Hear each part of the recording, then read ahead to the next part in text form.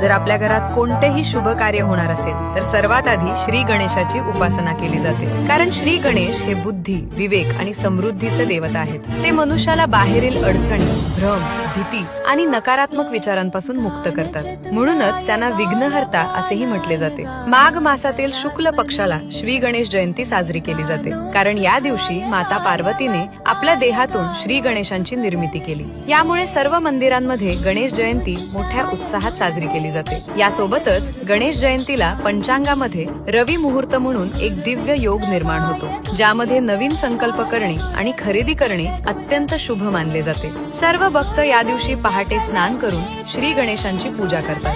गणेशांना लाल फुले, दूर्वा आणि नैवेद्य अर्पण करून दिवसभर गणेशांसाठी व्रत ठेवले जाते. हे व्रत केवळ शरीर शुद्धीसाठी नाही, तर मन, बुद्धी आणि आचरण शुद्ध करण्यासाठी उपयोगी ठरते. गणेश जयंती आपल्याला एक गहन सत्य शिकवते की आयुष्यामध्ये कितीही अडचणी आल्या तरीही आपण त्यांना न घाबरता शांत मनाने सामोरे जावे. बुद्धी आणि बळाच्या जोरावर अडचणींवर मात करून त्यांचे निवारण करावे. म्हणून आपणही या चतुर्थीला एक नवीन संकल्प घेऊन सर्व अडचणींवर मात करावी आणि श्री गणेशांची उपासना करून त्यांचे निवारण करावे.